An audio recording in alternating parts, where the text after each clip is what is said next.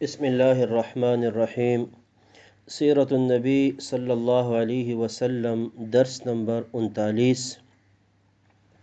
آج کے درس میں 3 باتیں ہیں۔ نمبر 1، غزوہ مریسیع جسے غزوہ بنی مصطلق بھی کہا جاتا ہے، اس کا تذکرہ۔ نمبر 2، رسول اللہ صلی اللہ علیہ وسلم کا حضرت جویریہ بنت حارث سے نکاح۔ اور نمبر 3، منافقین کا کردار۔ پہلا واقعہ غزوہ مریسیع، جس کو مریسیع بھی کہا جاتا ہے، چونکہ یہ جس کنویں کے پاس ایک مقام پر جہاں یہ غزوہ ہوا اسے مریسی کہا جاتا ہے، اور جس قبیلے کے ساتھ ہوا اس قبیلے کو بنو مصطلق کہا جاتا ہے، تو ان دونوں ناموں سے اس غزوے کو یاد کیا جاتا ہے۔ مدینہ منورہ سے جنوب میں مکہ اور مدینہ کے درمیان ایک مقام ہے قدید، اس کے پاس ایک کنواں ہے جس کا نام مریسیع ہے، اور یہاں پر یہ قبیلہ بنو مصطلق آباد تھا۔ نبی اکرم صلی اللہ علیہ وسلم کو اطلاع ملی کہ اس قبیلے کا سردار مکے کے مشرکین کے ساتھ مل کر مسلمانوں کے خلاف اپنی طاقت جمع کر رہا ہے۔ نبی اکرم صلی اللہ علیہ وسلم نے صحابہ کرام کو ساتھ لیا۔ یہ سن 5 ہجری شعبان کا واقعہ ہے، اور بعض سیرت کی کتابوں میں سن 6 ہجری بھی ذکر کیا ہوا ہے، اور آپ روانہ ہوئے قبیلے کی طرف۔ لیکن آپ نے ایک عجیب حکمت عملی اختیار کی کہ جانا جنوب کی طرف تھا، آپ صلی اللہ علیہ وسلم لشکر لے کر شمال کی جانب روانہ ہوئے، اور وہ بیغم رہے، اور گھوم کر اچانک حدیث میں آتا ہے کہ آپ بنو مصطلق کے پاس اچانک پہنچ گئے اور ان کو خبر تک نہیں ہوئی، اور وہ لوگ حواس باختہ ہو گئے۔ خیر، دونوں طرف سے تیر چلے اور اس میں وہ لوگ بھاگ گئے، ان میں سے بہت سارے لوگ گرفتار ہوئے، ان کے سردار کی بیٹی بھی گرفتار ہوئی، اور بہت سارا سامان مسلمانوں کے ہاتھ آیا۔ جب وہ قوم گرفتار ہوئی تو لازمی بات ہے اس کے بعد غلام کی صورت میں، باندیوں کی صورت میں ان کو صحابہ کرام کے درمیان تقسیم کیا گیا۔ تو ان قیدیوں میں سردار جو حارث بن ابی ذرار اس کا نام تھا، بنو مصطلق کا سردار تھا، اس کی بیٹی حضرت جویریہ رضی اللہ تعالی عنہ بھی تھی، جو کہ صحابی رسول حضرت ثابت بن قیس رضی اللہ تعالی عنہ کے حصے میں آئی۔ انہوں نے حضرت جویریہ نے ان سے کہا کہ آپ مجھ سے بدلے کتابت کر دیں، یعنی میں آپ کو پیسے دے لیتی ہوں، آپ مجھے آزاد کر دیں۔ وہ راضی ہو گئے۔ پھر رسول اللہ صلی اللہ علیہ وسلم کے پاس وہ آئی، اور آپ صلی اللہ علیہ وسلم سے مطالبہ کیا کہ وہ آپ بدلے کتابت میں میری مدد کر دیں۔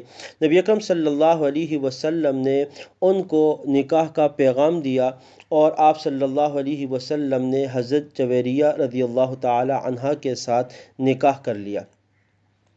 اس نکاح کا بڑا اثر ہوا، اور مسلمانوں کے گھروں میں جتنے بھی غلام تھے، باندیاں تھیں، اور وہ جو جنگ میں غزوے میں گرفتار ہوئے تھے، تو صحابہ نے ان سب کو آزاد کر دیا، اور کہنے لگے کہ یہ لوگ تو رسول اللہ صلی اللہ علیہ وسلم کے سسرال کے لوگ ہیں، تو یہ ہمارے غلام کیسے ہو سکتے ہیں؟ تقریباً 100 کے قریب گھرانے اس کی وجہ سے آزاد ہو گئے۔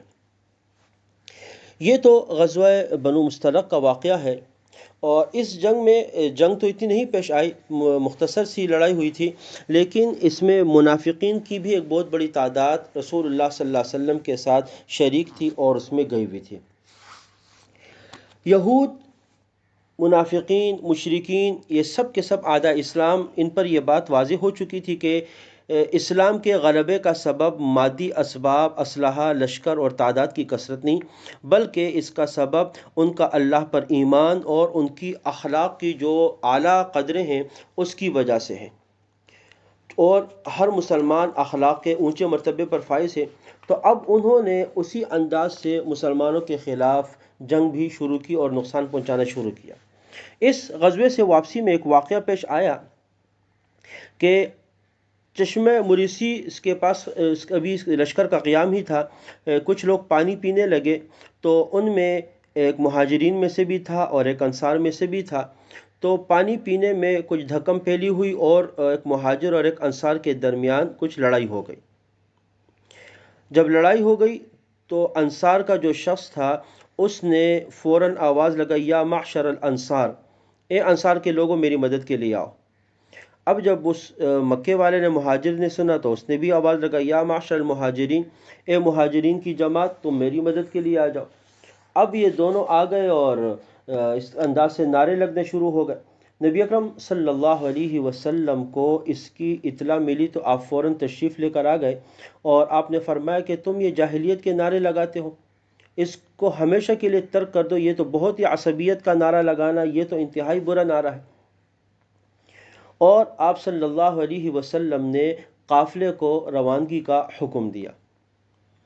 جب یہ واقعہ پیش آیا تو منافقین کے سردار عبداللہ ابن ابی، جو منافقین کا سردار ہے، اس کو تو موقع مل گیا، وہ تو انتظار میں بیٹھا ہوا تھا کہ کوئی بات ملے تو فوراً اس سے فائدہ اٹھائے۔ تو اس نے فوراً بھڑک کر مدینے کے انصار سے کہا کہ یہ سب کا سب تمہارا ہی قصور ہے کہ تم نے ان کو اپنے علاقے میں بلا کر اپنا مد مقابل بنا دیا ہے، اور اب وہ یہ ہے کہ تم سے جنگ کرنے کے لیے تیار ہو چکے ہیں۔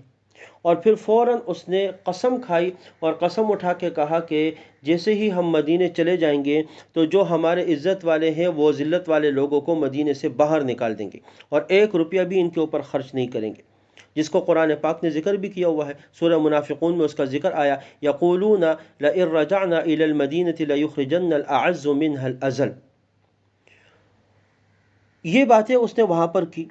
وہاں پر صحابی رسول حضرت زید بن ارقم رضی اللہ تعالی عنہ موجود تھے، انہوں نے یہ پورا واقعہ آ کے رسول اللہ صلی اللہ علیہ وسلم کو بیان کر دیا۔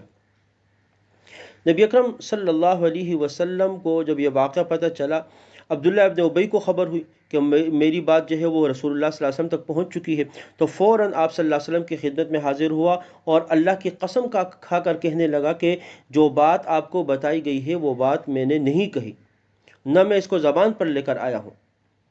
اور اس وقت انصار کے بھی کچھ لوگ موجود تھے، انہوں نے کہا کہ یا رسول اللہ، زید بن ارقم کم عمر ہے، اس طرح ہو سکتا ہے اس کو وہم ہوا ہو، تو یہ قسمیں کھا رہا ہے۔ تو آپ صلی اللہ علیہ وسلم نے اس وقت ابی کی بات کو مان لیا۔ حضرت زید فرماتے ہیں کہ مجھ پر ایسا غم لاحق ہوا کیونکہ بات میں نے کی تھی، اور جب آپ نے اس کو کچھ نہیں کہا اور اس بات کو قبول کر لیا تو میں غم سے ایسا دوچار ہوا کہ صدمے کی وجہ سے اپنے گھر میں ہی بیٹھ گیا۔ یہاں تک کہ جب یہ آیت نازل ہوئی، ہم الذین یقولون لا تنفقوا علی من عند رسول اللہ حتی انفضوا، اسی طرح یقولون لئن رجعنا الی المدینۃ لیخرجن الاعز منها الاذل، تو حضرت زید فرماتے ہیں کہ رسول اللہ صلی اللہ علیہ وسلم نے مجھے بلوایا اور یہ آیتیں پڑھ کر مجھے سنائے، اور کہا کہ اللہ پاک نے اے زید تمہاری تصدیق کی ہے۔ اور نبی اکرم صلی اللہ علیہ وسلم، لازمی بات ہے آپ کو اس سے بڑا دکھ ہوا، لیکن جتنا عبداللہ ابن ابی ابن سلول منافق جو ہے وہ منافق نفاق میں بڑا تھا، اتنا ہی اس کا بیٹا ایمان میں پختہ تھا۔ اس کو جب پتہ چلا تو اس نے تلوار لے کے مدینے کے راستے پر کھڑا ہو گیا اور کہا، اپنے والد سے کہا کہ جب تک اللہ کی قسم رسول اللہ صلی اللہ علیہ وسلم اجازت نہیں دیں گے تم یہاں سے نہیں جا سکتے، کیونکہ حضور عزت والے ہیں اور آپ ذلت والے ہیں۔ رسول اللہ صلی اللہ علیہ وسلم وہاں تشریف لائے اور آپ نے ان کو مدینے میں داخل ہونے کی اجازت دی۔ تو یہ غزوہ بنو مستلق کے موقع پر یہ منافقین کا کردار بھی سامنے آیا۔ ایک یہ واقعہ تھا، ایک دوسرا واقعہ ہے جو اسی سفر میں پیش آیا، جس کو واقعہ اف کہا جاتا ہے، انشاءاللہ اگلے درس میں اس کو ذکر کیا جائے گا۔ وآخر دعوانا ان الحمد للہ رب العالمین۔